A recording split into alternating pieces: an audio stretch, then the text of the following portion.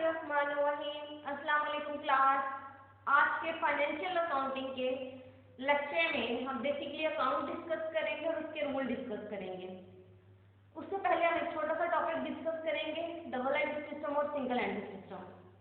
हम पिछली क्लास में पढ़ते आ रहे बच्चों, जो एनालिसिस ऑफ ट्रांजेक्शन किया था, हमने कहा था अकाउंटिंग में अगर कोई भी ट्रांजेक्शन हो एटलीस्ट वो दो चेंजेस आते हैं किसी भी बिजनेस की फाइनेंशियल पोजीशन पे, और दोनों चेंज को हम रिकॉर्ड कर रहे होते हैं। अगर दोनों चेंज रिकॉर्ड ना करें तो हमारे रिकॉर्ड इनकम्प्लीट रहते हैं।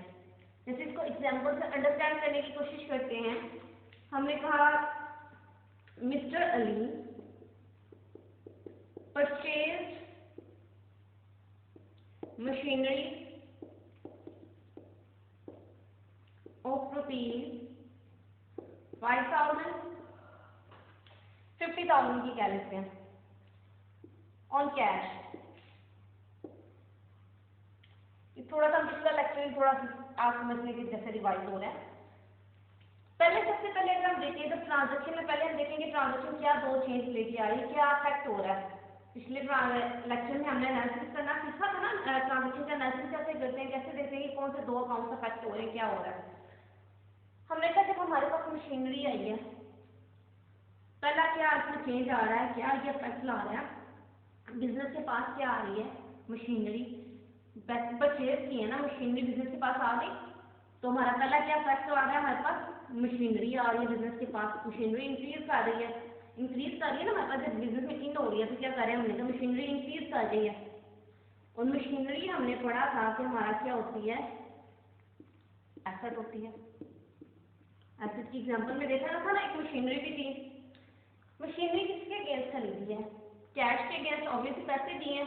दूसरा क्या फैक्ट आ रहा है, हमारा कैश कम हो रहा है, क्योंकि जब मशीनरी खरीद रहे हैं तो कैश क्या कर रहे हैं, पे कर रहे हैं।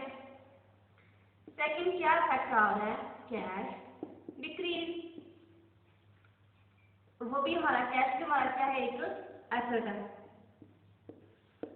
यानी दो फैक्ट आ रहे हैं, मशीनरी इंक्रीज कर रही है, कैश डिक्रीज कर रही है। ट्रांजेक्शन है, हमने कहा कम से कम एक ट्रांजेक्शन दो चेंजेस तो लाएगी।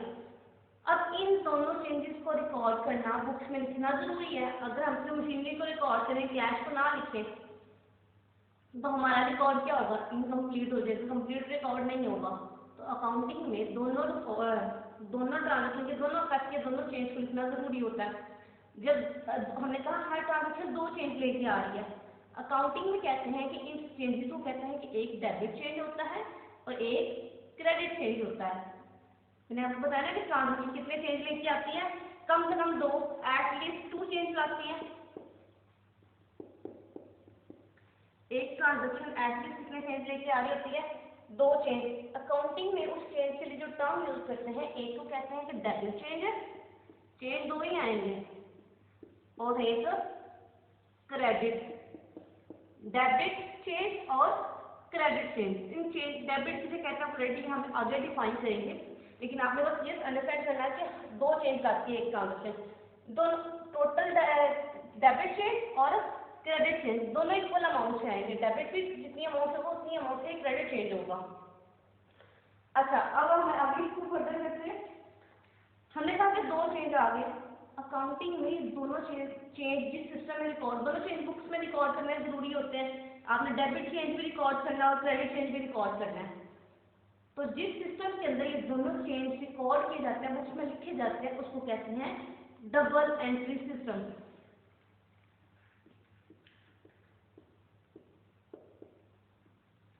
एंट्री सिस्टम यानी जिस सिस्टम के अंदर बुक्स में ये रिकॉर्ड्स में लिखना है, ऑब्वियसली आप बुक्स ही बना रहे हो ना, उसमें लिख रहे होंगे आपने। तो जिन बुक्स में ये दोनों चेंज रिकॉर्ड किए जाते हैं, यानी इंक्रीज को भी देखते हैं हम, डिक्रीज को भी देखते हैं, यानी इसको अकाउंटिंग की तरह में कहते हैं कि डेबिट और क्रेडिट चेंज को रिकॉर्ड करते हैं, उस सिस्टम को कहते हैं डबल एंट्री सिस्टम। एक और टर्म होती है सिंगल एंट्री सिस्टम। सिंगल से आपको लग रहा होगा इसी जैसे डबल में दोनों चेंज रिकॉर्ड कर रहे हैं, तो सिंगल में एक चेंज रिकॉर्ड कर देंगे, नाम से ये लिखता है, लेकिन ऑब्वियसली ये ऐसा नहीं होता है। ये उम्मीद है कि ये आपको समझ आई होगी। आगे हमारे पास single entry system.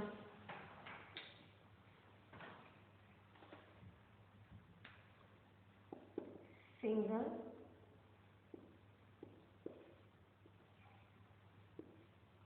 Entry system. इस सिस्टम में क्या कहते हैं, पिछले सिस्टम में हमने बात की ना, डबल एंट्री सिस्टम में हम दोनों चेंज रिकॉर्ड करते हैं। सिंगल एंट्री सिस्टम में सम टाइम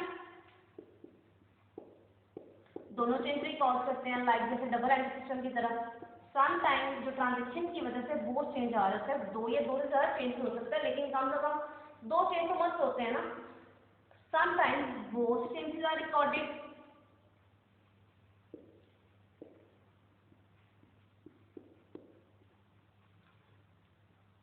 सम टाइम एक चेंज रिकॉर्ड कर रहे होते हैं, one change is recorded.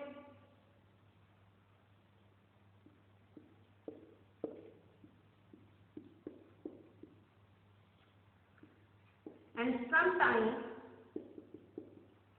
No change is recorded, कोई चीज रिकॉर्ड ही नहीं कर रहे होते।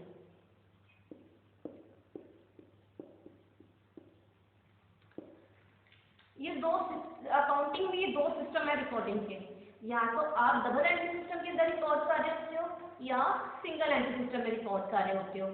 डबल एंट्री सिस्टम में क्या है कि उसमें दोनों चेंज, एक ट्रांजेक्शन, पिछले हमने लेक्चर में देखे एक ट्रांजेक्शन की वजह से एटलीस्ट दो चेंज आते हैं, तो एक ट्रांजेक्शन की वजह से जितने भी चेंज आए डबल एंट्री सिस्टम में वो सारे रिकॉर्ड किए जाते हैं, दोनों चेंज रिकॉर्ड किए जाते हैं।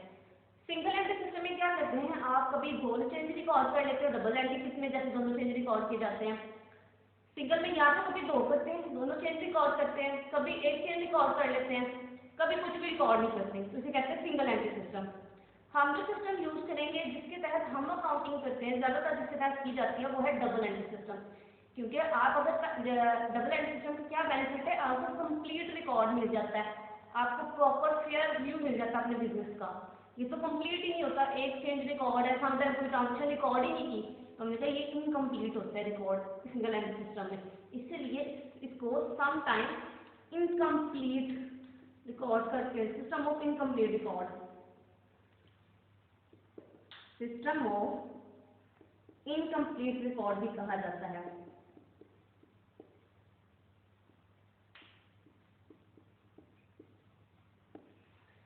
ये दो सिस्टम से यूज करते हैं। अब जो हम डिस्कस करेंगे, हम अकाउंट्स को डिस्कस करेंगे। अभी हमने पीछे टर्म यूज की ना, दो डेबिट और क्रेडिट की टर्म, अब हम उसे डिस्कस करेंगे।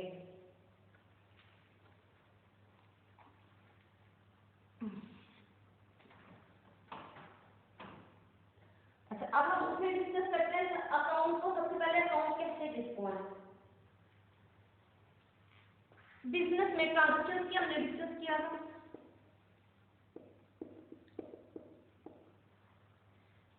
बिजनेस में डेली बेसिस पे बहुत सी ट्रांजेक्शन हो रही होती हैं, बड़े बिजनेस वाइज ऑब्वियसली रोज की हजारों ट्रांजेक्शन हो रही होती है। ट्रांजेक्शन हम पिछले लेक्चर में बहुत डिटेल से डिस्कस कर चुके हैं, ट्रांजेक्शन किसे कहते हैं। कोई भी इवेंट जो मॉनेटरी मतलब मॉनेटरी टर्म में रिकॉर्ड किया जा सकता हो, किसी भी पर्सन की फाइनेंशियल पोजीशन को चेंज कर दे, delivery of product and services, तो ये स्पेसिफिक थिंग्स और पार्टीज इन्वॉल्व हो उसको ट्रांजेक्शन कहते हैं। मैंने आपको भी एक दफा ओवरव्यू दे दिया। ओके, ट्रांजेक्शन डेली बेसिस पे बिजनेस में हो रही होती हैं, आए दिन हजारों ट्रांजेक्शन हो रही होती हैं। अब उन सारी ट्रांजेक्शन को रिकॉर्ड करना होता है। हमने बताया था पिछले लेक्चर में ट्रांजेक्शन अकाउंटिंग के 5 एलिमेंट है basic, asset, liability, owner equity, capital, revenue और एक्सपेंस, हमने ये बात की थी, ओनर इक्विटी, कैपिटल। तो हमने कहा जो ट्रांजेक्शन होती है उनमें से किसी 5 में के अंदर ही फॉल करेगी ना, या तो एसेट में एसेट से रिलेटेड होगी, या रेवेन्यू से रिलेटेड है, या ओनर इक्विटी से रिलेटेड है, या एक्सपेंस से रिलेटेड है, उन 5 में से किसी से रिलेटेड होगी। अब इन ट्रांजेक्शन को हम रिकॉर्ड कर रहे होते हैं, जब लिख रहे होते हैं, रिकॉर्ड कर रहे होते हैं, जिस बुक में सबसे पहले ट्रांजेक्शन रिकॉर्ड की जाती है ना, उसे कहते हैं जर्नल। सबसे पहले ट्रांजेक्शन इसमें रिकॉर्ड की जाती है। सेकंड, उसके बाद जो अगली जिस बुक में रिकॉर्ड की जाती है उसे कहते हैं लेजर। इसके बाद जो तीसरी बुक आती है उसे कहते हैं ट्रायल बैलेंस।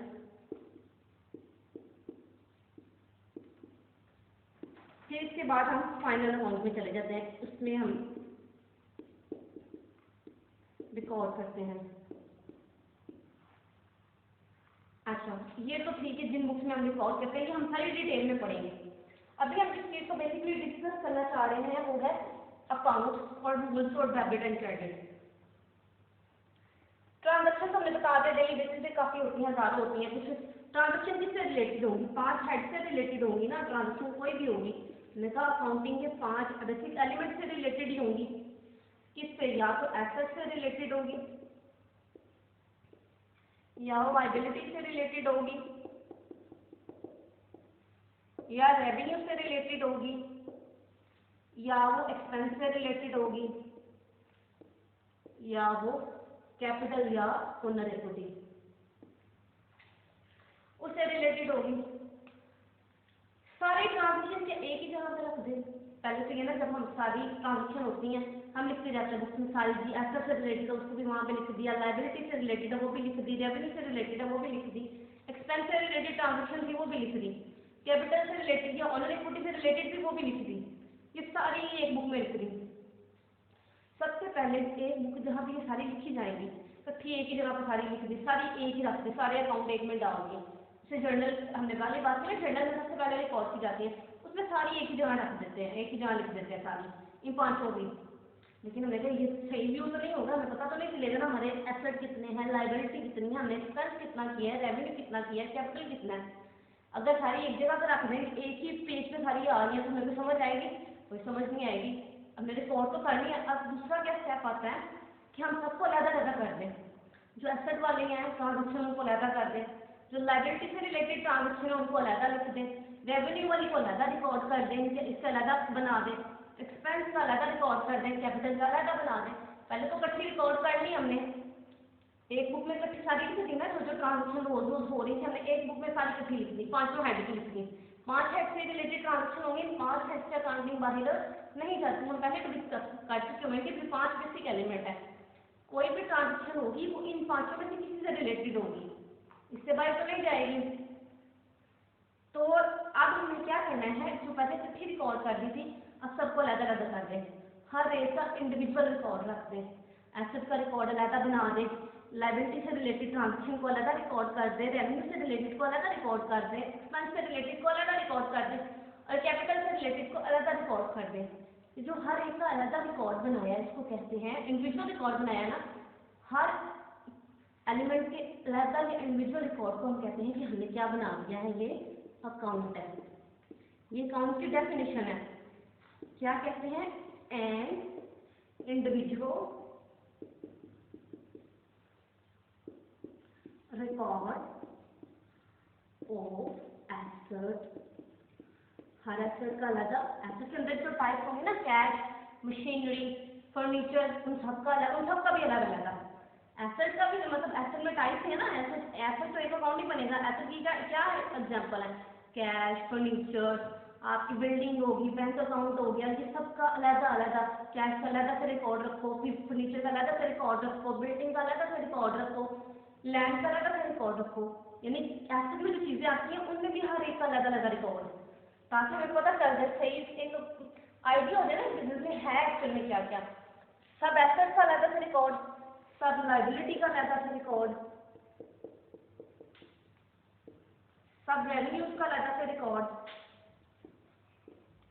एक्सपेंस का अलग से रिकॉर्ड,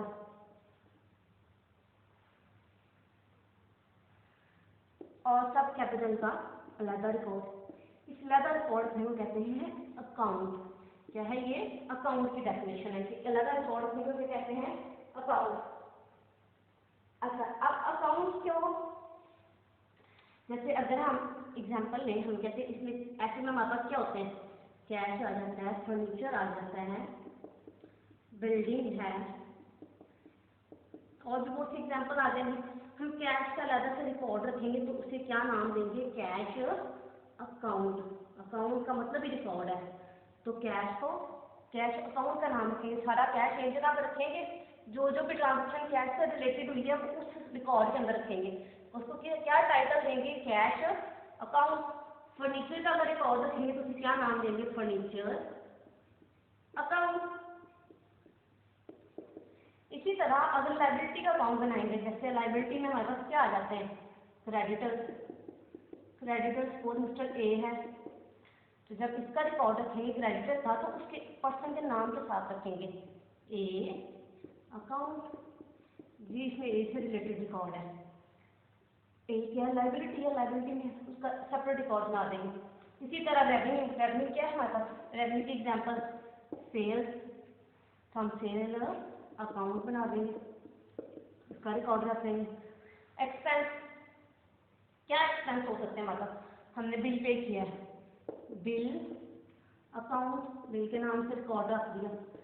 जितने भी एक्सपेंस होंगे हर एक्सपेंस का अलग अलग अकाउंट बनाएंगे, ओनर का अलग से कैपिटल अकाउंट बना देंगे।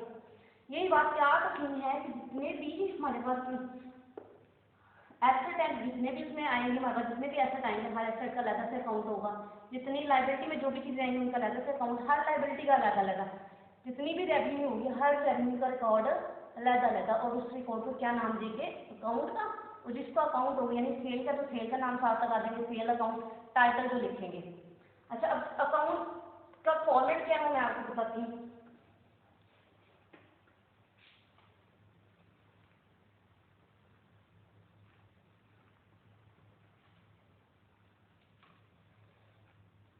अच्छा, सबसे पहले किस है, किसी भी अगर जिसका भी अकाउंट बनाएंगे दो चेंजेस आ रहे होंगे, या तो वो जो है इंक्रीज कर रहा होगा या डिक्रीज कर रहा होगा। जैसे कैश की बात करते हैं, हमने कैश का अकाउंट बनाना है, कैश की क्या दो चेंजेस आ सकते हैं, या तो कैश इंक्रीज करेगा, एक तो ये चेंज आ सकता है, या कैश डिक्रीज करेगा। इंक्रीज करने को क्या कहते हैं, इनफ्लो है। इंक्रीज का मतलब है आपके बिजनेस में कैश आया है तो उसे कहते हैं इनफ्लो ऑफ कैश। डिक्रीज का मतलब है कैश बाहर चला गया, आपने पे कर दिया, किसी को दे दिया, तो वो आउटफ्लो ऑफ कैश होता है। दो चेंजेस भी कैश में आ सकते हैं ना, या तो कैश इंक्रीज करेगा या डिक्रीज करेगा। अब अगर इसका अकाउंट बनाना है, क्या दोनों चेंजेस मैं एक साइड से रिकॉर्ड कर दूंगी, तो पता ही नहीं चलेगा कि कैश एक्चुअल में आया है कि गया है। तो इसीलिए हर अकाउंट की दो साइड होती हैं। ये अकाउंट का फॉर्मेट होता है इस तरह का, सबसे रफ सिंपल फॉर्मेट है। इसको टी अकाउंट भी कहते हैं या टी फॉर्मेट भी कहते हैं। एक ये वाली साइड और एक ये वाली। इस साइड को हम कहते हैं, ये अकाउंट की कौन सी है, लेफ्ट साइड, और इसे कहते हैं अकाउंट की राइट साइड। ठीक है, किसी भी अकाउंट की ये अकाउंट है, ये फॉर्मेट है उसका। दो साइड होंगी, एक को लेफ्ट साइड जो आपकी लेफ्ट साइड पे होगी, लेफ्ट साइड, जो राइट साइड जो आपकी अकाउंट की राइट साइड। लेफ्ट साइड को हम डेबिट साइड भी कहते हैं, और राइट साइड को हम क्रेडिट साइड कहते हैं। अभी पीछे हमने क्रेडिट और डेबिट का वर्ड यूज किया था ना, तो लेफ्ट साइड डेबिट साइड और राइट साइड क्रेडिट साइड। जो भी अमाउंट लेफ्ट साइड पे रिकॉर्ड की जाएगी उसे डेबिट अमाउंट कहेंगे, और जो भी अमाउंट राइट साइड पे रिकॉर्ड की जाएगी उसे क्रेडिट अमाउंट कहेंगे। अब हमें कैसे पता चलेगा कि जी ये अमाउंट लेफ्ट साइड पे रिकॉर्ड करनी है, ये राइट साइड पे रिकॉर्ड करनी है। अब क्वेश्चन ये बनता है ना, हमें कैसे पता चलेगा ये लेफ्ट साइड पे लिखना है, यानी कैश है, कैश कहाँ लिखूँ मैं, लेफ्ट पे लिखूँ। दो चेंज आ रहा है ना कैश में, या तो इंक्रीज हो रहा है या डिक्रीज हो रहा है। इसी तरह दूसरे कोई फर्नीचर है, या फर्नीचर खरीद रहे होंगे या बेच रहे होंगे, वो भी इंक्रीज या डिक्रीज है ना। कोई भी अकाउंट होगा या तो वो इंक्रीज हो रहा होगा या डिक्रीज हो रहा होगा। तो अब हमें कैसे पता चलेगा जी उसको लेफ्ट साइड पे लिखना है कि राइट साइड पे लिखना है। इसके लिए डिफरेंट रूल्स होते हैं। 5 हेड है ना, 5 assets, liability, owner equity, revenue, expense, पांचों से रिलेटेड रूल्स हैं। वो रूल्स हमें बताएंगे कि आइदर जो चेंज आ रहा है हमें लेफ्ट साइड पे लिखना है कि राइट साइड पे लिखना है। आज बेसिकली हमारा टॉपिक भी मेन वही है, वही हम डिस्कस करते हैं। सबसे पहले जिस हेड पे हम रूल डिस्कस करेंगे वो है 5 हेड हमने कहा हमारे यहाँ। सबसे पहले हम एसेट पे डिस्कस करेंगे, और एसेट का जो अकाउंट बनाएंगे क्या कहेंगे, अकाउंट ऑफ एसेट्स होगा। इसमें कैश आ जाएंगे, सारे आ जाएंगे। इसके हम अकाउंट डिस्कस करें तो अकाउंट ऑफ एसेट्स। अच्छा, सबसे पहले हमें डेबिट या क्रेडिट फाइंड आउट करने पहले हमारे पास हम पहले एनालिसिस करेंगे, फिर देखेंगे कौन से दो चेंज से रिलेटेड है। पहले हम अपने एनालिसिस और ट्रांजेक्शन वाले स्टेप्स पुराने करेंगे। हम स्टार्ट करते हैं। अच्छा, एसेट का अकाउंट जब आएगा, सपोज हमने कहा owner mister Ali invested cash into business, rupees 550,000। ये वहाँ पर ट्रांजेक्शन आ गई। हमने जैसे पहले एनालिसिस किया था, हमने कहा क्या आया, पहले बिजनेस के पॉइंट ऑफ व्यू से देखेंगे बिजनेस के पास क्या आ गया। हर ट्रांजेक्शन के हमने कहा था ना एटलीस्ट 2 इफेक्ट होंगे। पहला इफेक्ट क्या आ रहा है, हमारे पास भी कैश आ रहा है, कैश इंक्रीज कर रहा है ना, बिजनेस में पैसा आ रहा है तो कैश इंक्रीज कर रहा है। दूसरा क्या आ रहा है, हमारे पास दूसरा क्या हो रहा है, ओनर क्या लेके आ रहा है, कैपिटल आ रहा है। दूसरा क्या इफेक्ट हो रहा है, कैपिटल इंक्रीज कर रहा है हमारा, या ओनर इक्विटी इंक्रीज कर रही है।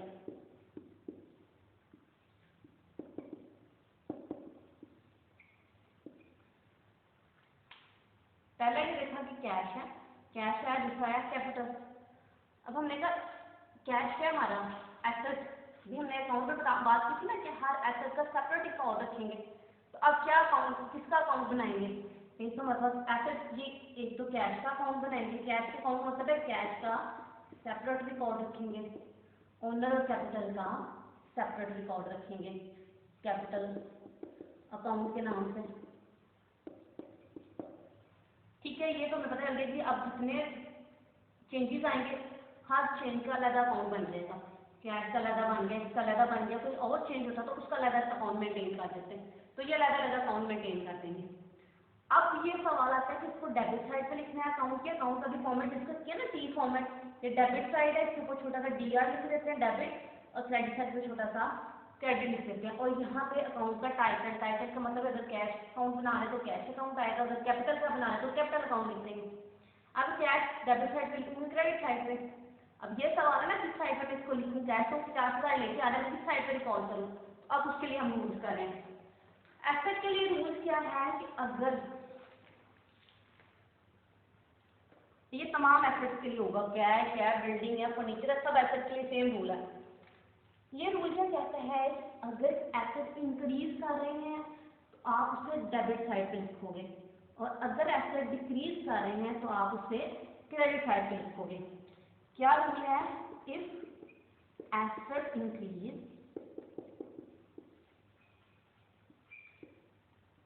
Right it on debit side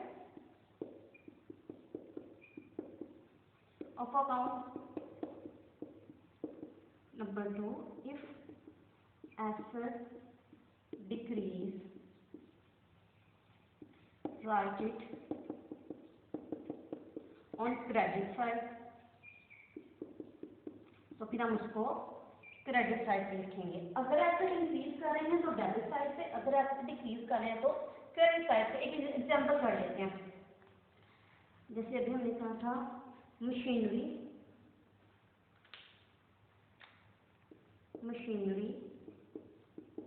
purchased for ₹10,000। अच्छा, मशीनरी परचेज के 10,000 की, हमने कहा 2 चेंजेस आ रही हैं। एक तो हमारी क्या कर रही है, मशीनरी इंक्रीज कर रही है 10,000 से।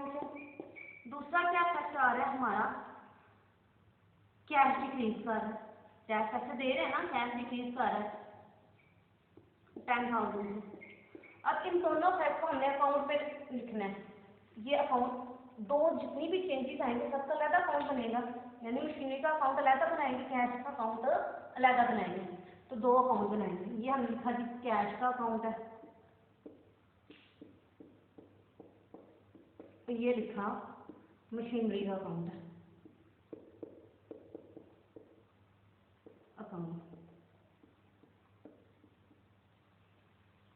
ये डेबिट साइड आ गई, left side debit side, right side credit side. ये भी डेबिट और ये भी क्रेडिट। मशीनरी क्या है, एसेट है ना हमारा, हम एसेट का ही रूल पढ़ रहे हैं। हमने कहा अगर एसेट इंक्रीज करेगा तो किस साइड पे रिकॉर्ड करेंगे, डेबिट साइड पे। मशीनरी के अकाउंट पे किस साइड पे जाएगा, डेबिट साइड पे 10,000 लिख देंगे मशीनरी के अकाउंट में, क्योंकि हम पहले मशीनरी को देख रहे हैं। मशीनरी इंक्रीज की है और मशीनरी एसेट है। अभी हमने रूल पढ़ा कि एसेट इंक्रीज करेगा तो डेबिट साइड पे जाएगा, और कैश डिक्रीज, कैश भी हमारा एसेट है, और दूसरा क्या हमें रूल पड़ा कि अगर एसेट डिक्रीज करेगा, कैश कम होगा ना हमारे पास से चला गया, तो अगर एसेट डिक्रीज करेगा तो किस साइड पे रिकॉर्ड करेंगे, क्रेडिट साइड पे, कैश के अकाउंट में रिकॉर्ड करेंगे। कैश को रिकॉर्ड करना है तो कैश से रिलेटेड अकाउंट में जाएंगे, जिस चीज़ को रिकॉर्ड करेंगे उसी के अकाउंट में लिखेंगे। तो ये 10,000 इसकी क्रेडिट साइड पर लिखते हैं।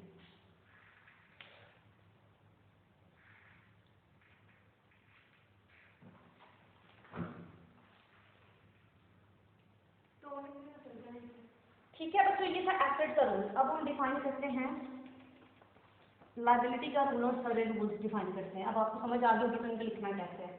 दूसरा हम कहते हैं एक्सपेंस के लिए भी रूल सेम है। एक्सपेंस से रिलेटेड क्या रूल है, इफ एक्सपेंस, अगर एक्सपेंस इंक्रीज करेंगे तो वो डेबिट साइड पे आएंगे, और अगर एक्सपेंस डिक्रीज करेंगे वो क्रेडिट साइड पे आएंगे। एक्सपेंस और एसेट का रूल सेम है। If expense increase,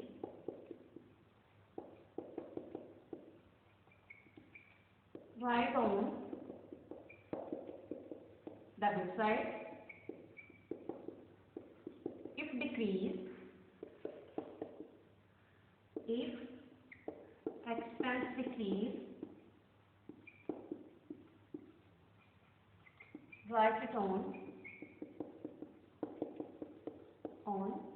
credit side.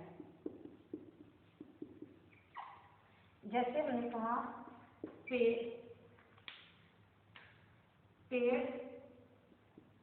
Electricity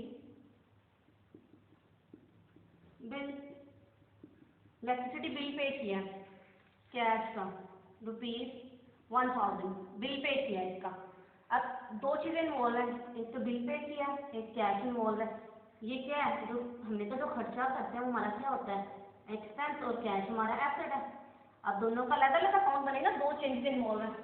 पहले बनाएंगे हम एक्सपेंस का। एक्सपेंस किस नाम से बनेगा, जो एक्सपेंस का नाम होगा इलेक्ट्रिसिटी बिल अकाउंट।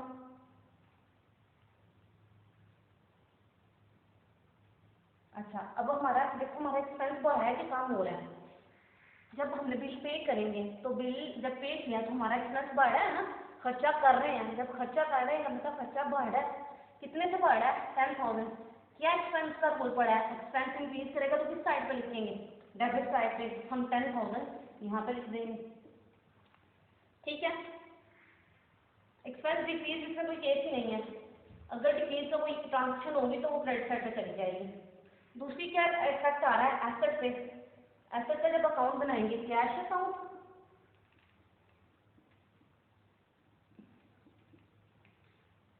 कैश क्या कर रहा है, डिक्रीज कर रहा है ना कैश पैसे। जब बिल पे करेंगे पैसे हमारे पास चले जाएंगे।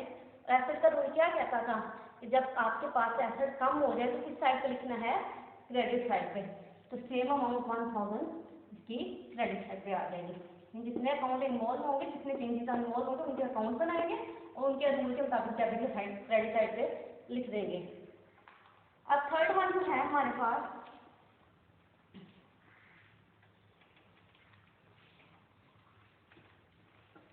ये हमने कर लिया है। अब तीसरा है हमारे पास लायबिलिटी से related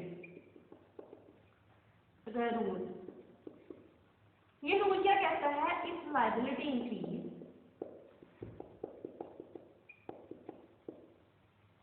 record on debitors, record it or write it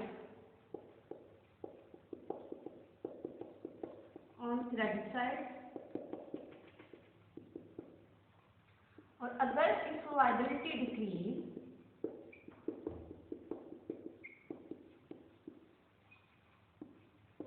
write it on debit side।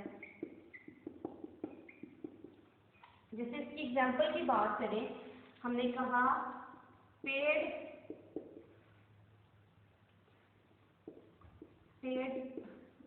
Money to mister B ₹1000। हमने मिस्टर बी से पैसे लिए हुए थे, उसको पे कर दिए। मिस्टर बी हमारे क्या करने थे, जिन लोगों को पैसे हमने पे करना होता है हमारे क्या होते हैं, क्रेडिटर। और क्रेडिटर क्या होते हैं, लायबिलिटी। जब उसको पैसे पे कर दिए तो हमारी लायबिलिटी क्या हो गई, कम हो गई। अब जब इसको रिकॉर्ड करेंगे मिस्टर बी के नाम के साथ हमने कहा दो इसका अकाउंट बनाया, लाइबिलिटी कम होगी, हमने कहा जब लाइबिलिटी डिक्रीज करेगी तो किस साइड पे लिखेंगे, डेबिट साइड पे, तो ये यहाँ पे 1000 आ जाएगा। और दूसरा अकाउंट किसका बनेगा, पैसे पे किए हैं, कैश का अकाउंट बनेगा, और कैश भी हमारा क्या हो गया, जब पैसे पे किए हैं कैश कम हो गया ना हमारा, तो कैश किस साइड पे जाएगा, क्रेडिट साइड पे, क्योंकि जब एसेट कम होता है तो किधर रिकॉर्ड करते हैं, क्रेडिट साइड पे। ये था लाइबिलिटी का रूल। पांचों हेड के रूल हम डिस्कस करेंगे, 3 के हो गए हुए, अब चौथा हमारे पास revenue.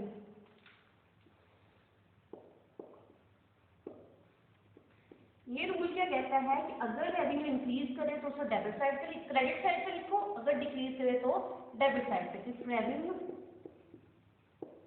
Increase right on debit credit side of account. Second, if decrease, write on debit side. Sorry बच्चों, ये मार्जिन का थोड़ा इशू आ रहा है।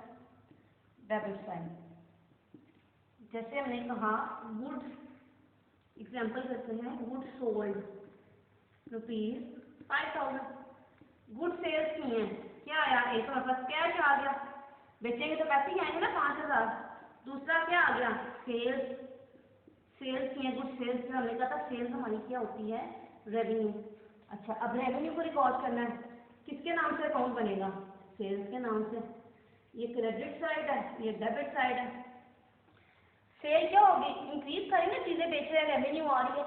रूल क्या कहता है, जब रेवेन्यू इंक्रीज करेंगे तो किस साइड पे रिकॉर्ड करेंगे, क्रेडिट साइड पे, तो ये 5000 से कम होके क्रेडिट साइड पे आ जाएगा। और जब कैश का बनाएंगे तो ये तो एसेट होता है, इसको एसेट के रूल के मुताबिक कैश मतलब आ रहा है, इंक्रीज कर रहा है, तो एसेट के रूल के मुताबिक जब एसेट इंक्रीज करता है तो डेबिट साइड पे। लास्ट वन हमारा रह गया है इक्विटी, ओनर इक्विटी या कैपिटल।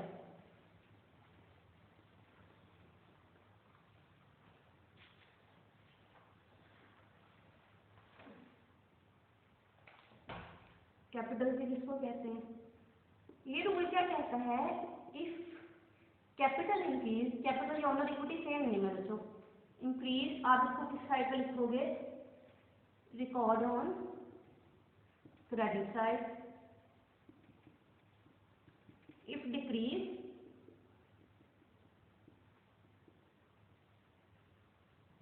रिकॉर्ड ऑन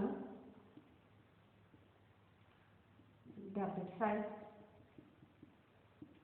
जैसे एग्जांपल करें, मिस्टर अली इन्वेस्ट मनी, कितनी, ₹10,000। हमने कहा जब वो पैसे लेके आता है तो वो क्या होता है, कैपिटल, कैपिटल क्या किया है, इंक्रीज। जब कैपिटल का अकाउंट बनाएंगे,